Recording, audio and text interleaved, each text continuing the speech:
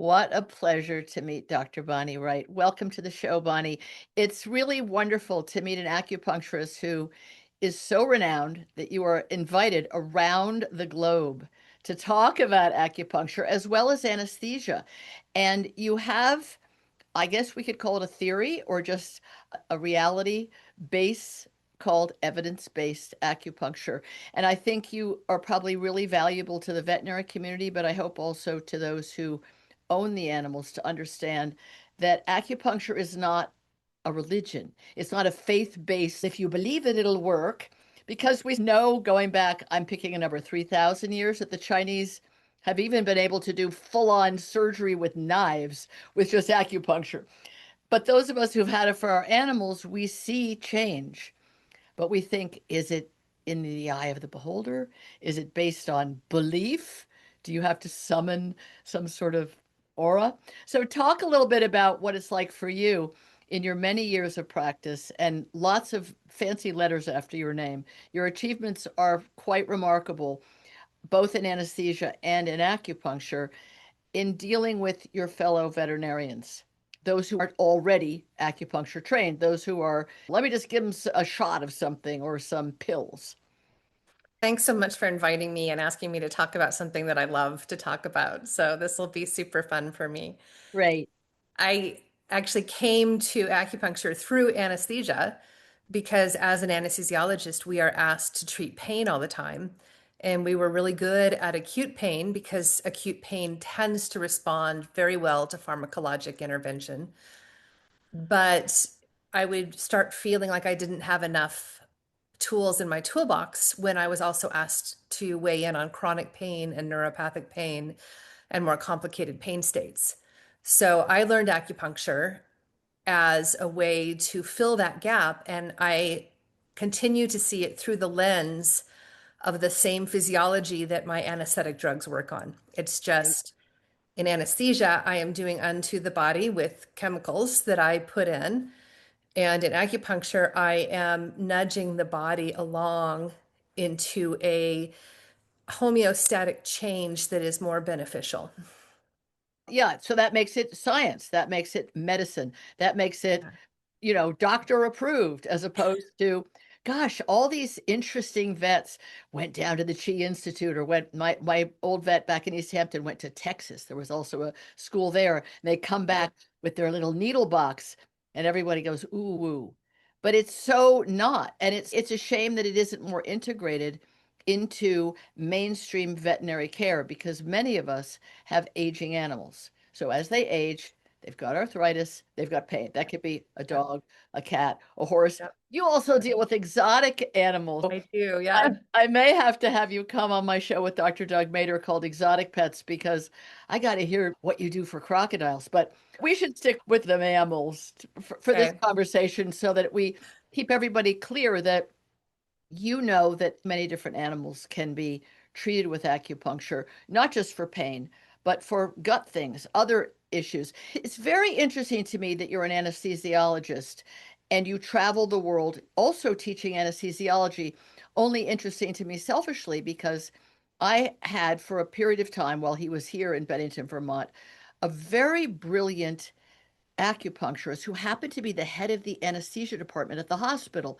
And I thought at the time, until I learned about you, I thought, that's a funny combination. He puts people to sleep, but then he also knows all about the places to put the needles. At one point, my entire face was filled with needles. I was so scared to move. I had like really bad seasonal allergies. But the combination of being an anesthesiologist and being an acupuncturist, is it rare in veterinary medicine? It was certainly rare in human medicine, that's for sure. I think it's less rare in veterinary medicine because the science-based acupuncture has a stronger foothold on the veterinary side. And so, again, anesthesiologists are already used to dealing with neurochemistry, and playing with neurochemistry. I once had somebody tell me that they love anesthesia because it's you are fine tuning all these drugs and it's almost magical. It's I forget the word for the person that puts together potions. Oh, You're basically interesting. A potionist. yeah. Yeah, alchemy. That is kind of Oh, like being an perfect. Yes, alchemist. And yes, so you're used to already working with the physiology as you apply anesthesia drugs to keep them safe. And so, in a way, it's an already established and recognized way to work with homeostasis, whereas acupuncture has had a harder journey getting into acceptance, partly because of the language that it's been seen through. yes, And yes. it's not that what we learned from Chinese medicine wasn't valuable and isn't still valuable. There are things that are observed through patterns and pattern diagnosis that are really effective forms of healing. And what we're doing now is we're bringing in the scientific explanation sometimes for why some of those patterns were observed. And so there's actually, I think, at least 15 other anesthesiologists that I know of that are also trained in acupuncture. And there are less than 200 anesthesiologists in the US. And so it's not, Wow. yeah, There's less than 200 of you, another yeah. incredibly precious subcategory. Before we go forward and discuss anesthesia, which in itself is a really important topic, most pet owners are scared of it. They don't even want to have their dog or cat's teeth cleaned. They have this Right. idea their pet is not going to come out of anesthesia.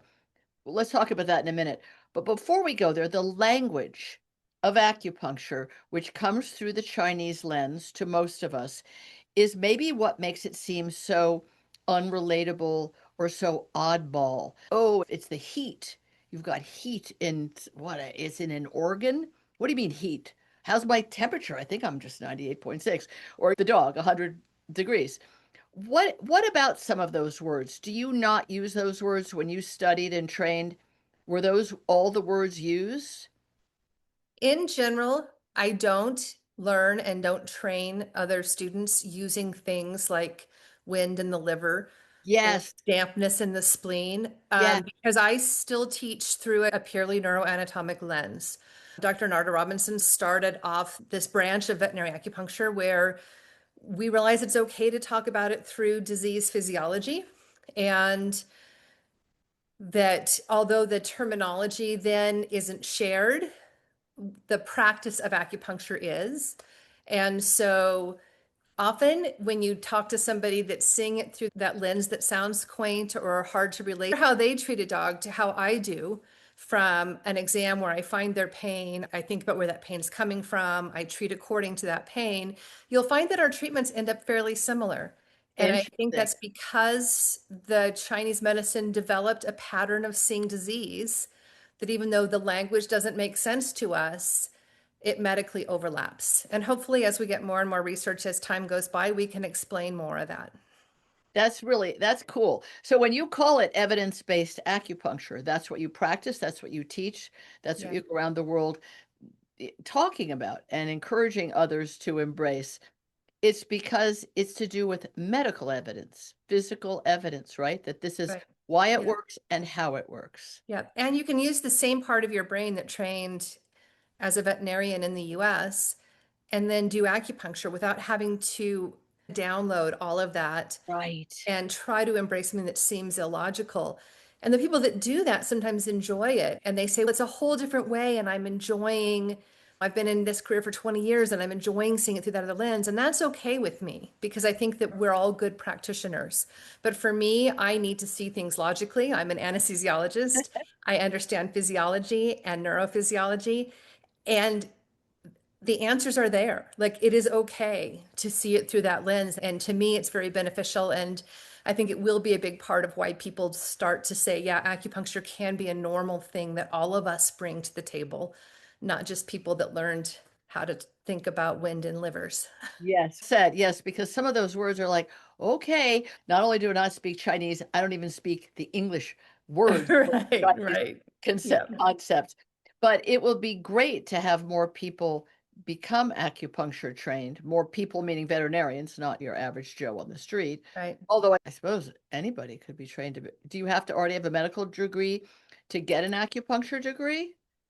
In at least 48 of our states, you have to be a veterinarian in Wow. order to do acupuncture on animals. Maryland has some exceptions, and a couple states have a little bit of an exception where you can work under a veterinarian, a chiropractic can. Yes. But the vast majority, you have to be a veterinarian. And I think I would suggest the reason for that is that learning acupuncture, you learn a style of exam that is part of how you then follow through and treat.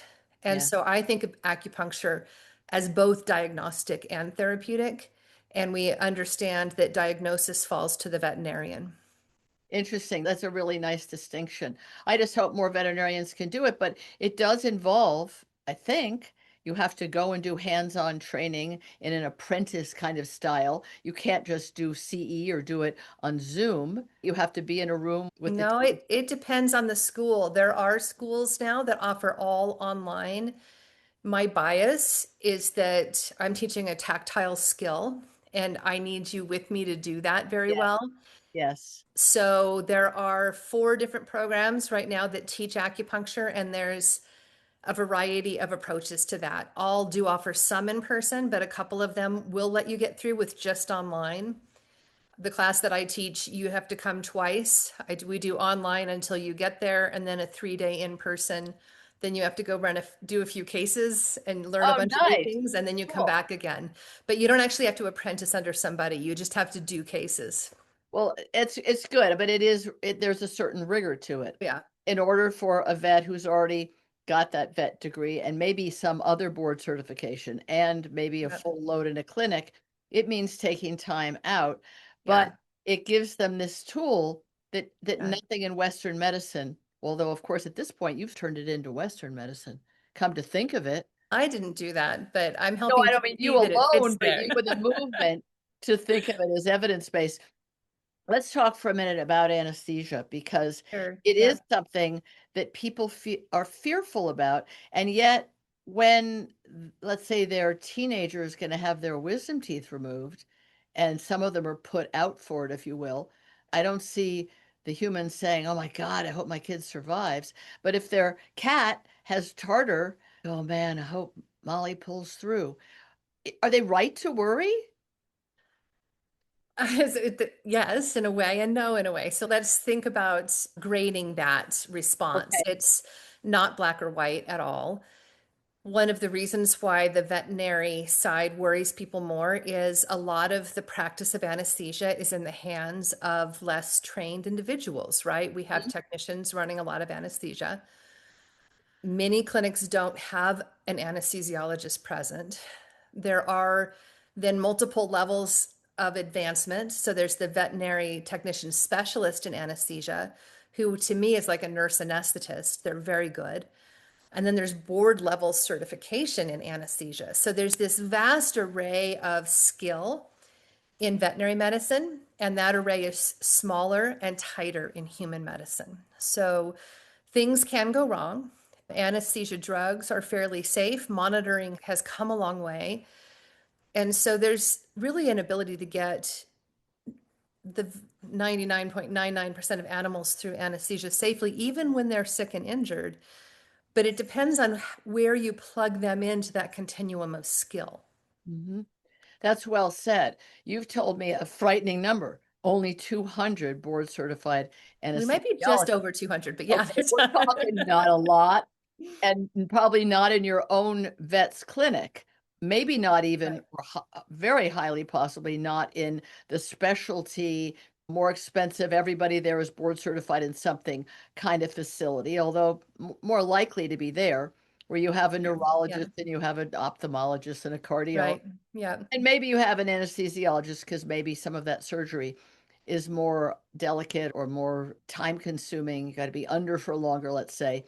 yeah. Most people's dentals are done by their own dentist. So there is it their own dentist doing the anesthesia and maybe with just a vet tech or a veterinary assistant, not specially trained in anesthesia, maybe have some experience, but is that who's usually doing it? Yes, that is who's usually doing it. And that technician can go through extensive training and become quite good, but it's really impossible to tell from the black box outside of a clinic what level of skill you're looking at. Right. And again, how many vet techs or veterinary nurses have the time, the money, the energy, or the motivation to go get this special training, which means giving up time in the clinic that's paid and maybe having to go somewhere else that costs money. It's a big sacrifice for maybe not very much personal gain. Yeah, it has to be a passion for them to do it. So again, a fraction of the people. Yes. Therefore, Yeah. I have my 14-year-old cat or my 12-year-old dog. Am I putting them at some risk to have anesthesia done to scale their teeth well? I have to say, yes, there's always some risk to anesthesia. And how big that risk is depends on that black box of who's doing it. And Hmm. then also what concurrent diseases are there. And so the part of the equation. In most places now, there are boarded dentists, and a lot of the boarded dentists have at least a remote anesthesiologist that helps train their techs and helps monitor remotely. So luckily there's more and more availability for that higher level of anesthesia care, but you do have to go seek it. But then I want to say at the same time, the vast majority of anesthesias go very well, Hmm. even when you don't have an anesthesiologist in the room.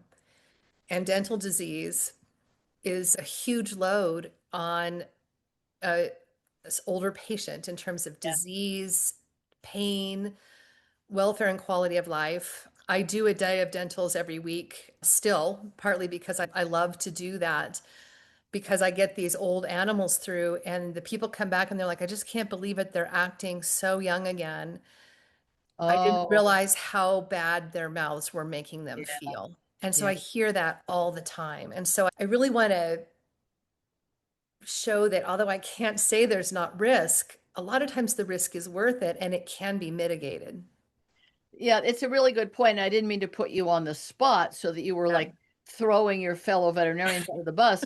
Not my intention at all, or to Right. dissuade people in the kind of generalized fear, what if I'm the 1% kind of thing. You Yeah. can't think that way, folks, because you really wouldn't do much at all. True. Yeah. I mean, you Yeah. wouldn't even leave your living room since the kitchen and bathroom, there's a high percentage you're going to have an accident there, Yeah. right? So percentages are dangerous, but it's tricky because dental disease also obviously is really a big problem for the immune system, for infection. It allows Yep. the animal to get sick in multiple different ways. Multi-organ, it aids to this syndrome of frailty that we're talking about Yeah. more and more as we look at elderly patients actually becoming prone to disease and illness. And that's that transition to frailty. And dental disease, I think, in small animals is a huge impetus that takes an animal from just older into that frailty and Yeah. geriatric and things that need to be considered more towards end of life. So maybe we could say, as a very upbeat recommendation, have a dental, as it's referred to, have your dog or cat's teeth cleaned when they're a bit younger. Because if you get Oh, them cleaned when definitely. they're half the age that most people take them in, their And body is resilient.